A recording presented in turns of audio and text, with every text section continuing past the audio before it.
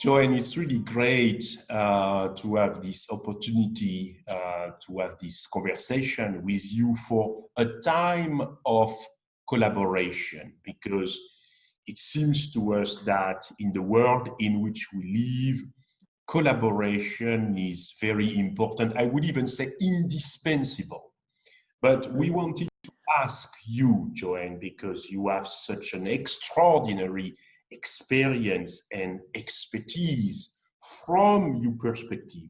Why do you think collaboration matters so much? I think that it is, as you said, absolutely essential. Number one, there is such an economic interdependence between the countries that collaboration cannot be forgotten or put aside. The founding of the relationship actually was based on an economic relationship, and that has tripled, doubled. China has grown into a superpower.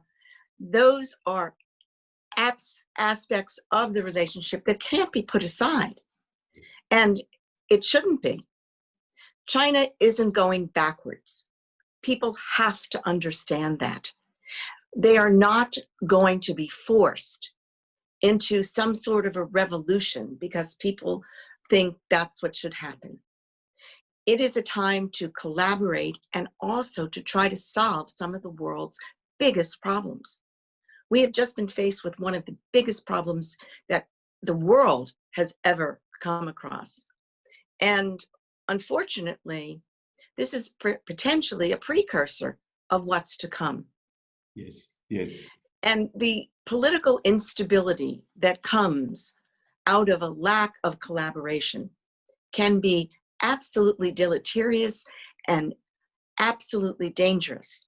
So when we say the need for collaboration, it's not just in the economic area, it's also in the political area and in the cultural area, and certainly in the health area. I was telling the viewers that you have very deep, wide experience, and also especially in the field of business.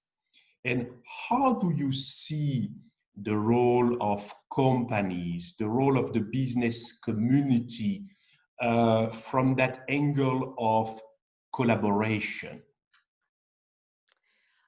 Do you know, in 1776, right after or during our War of Independence, we turned to China, and it was a trade issue that we turned to China on because we couldn't get any more British tea. So we started looking at China.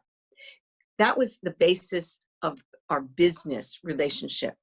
And things in terms of economics and trade and business have never stopped.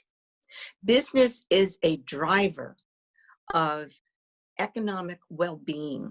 It's a driver of growth. It's a driver of a way that people can improve and better their lives. Yeah. And that kind of collaboration is essential. Do you know, when you play a basketball game, the umpire blows the whistle. You can't undo that whistle being blown. And that's what business recognizes and contributes.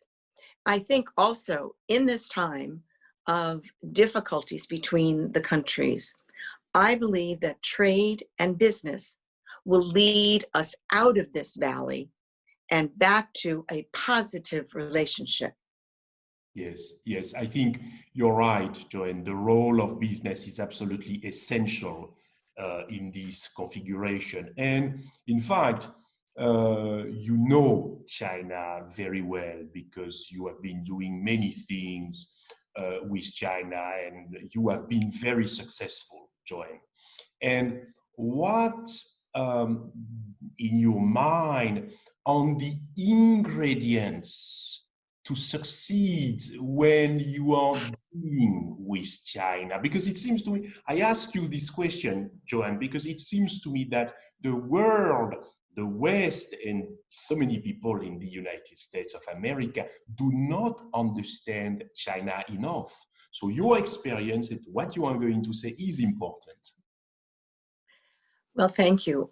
I always say when I'm dealing with China, and when I talk about my dealings in China, I always say there are two qualities to the relationship as you try to form relationships with Chinese.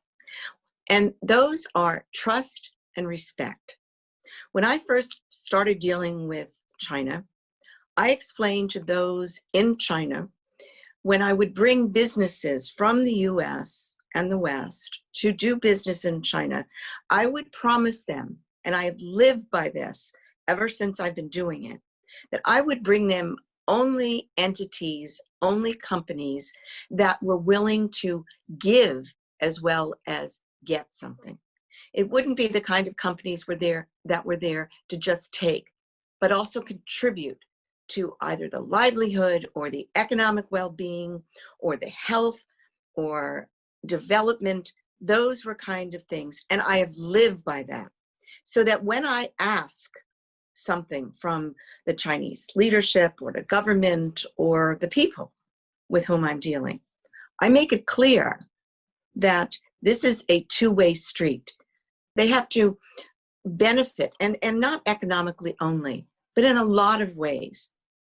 The other thing is honesty. And I have also followed that trait, that hopefully that quality. And I've been very upfront. There are many times where I've told my Chinese colleagues, I disagree. I disagree on issues of concern, of where I think there's unfairness being shown, lack of respect from that side. I'm very honest. But at the same time, I'm very honest also in those areas that I'm critical about, not to be unfair as well. And I think that has made a difference.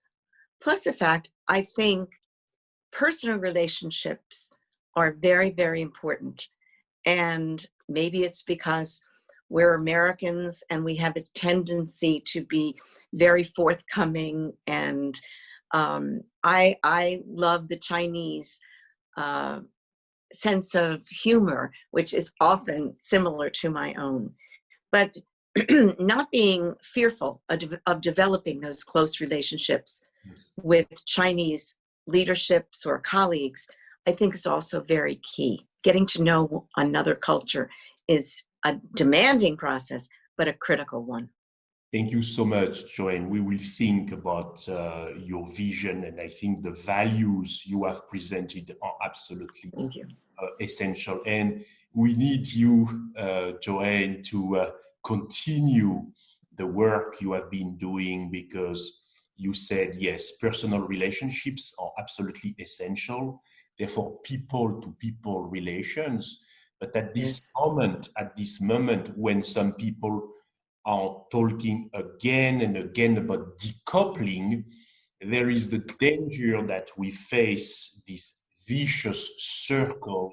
Mistrust brings decoupling, and decoupling brings more mistrust, and we need to get out of this vicious circle to come back to a virtuous circle, which should be about trust, cooperation, cooperation bringing more trust, and trust bringing more cooperation. Absolutely. And you are a part of this very important equation. We need strong China-US relations for the Chinese people, for American people, but also for the world. So thank you very much to be supportive in this time of collaboration, for more collaboration. Thank you very much. Agreed. You're very welcome, David, and thank you again for having me.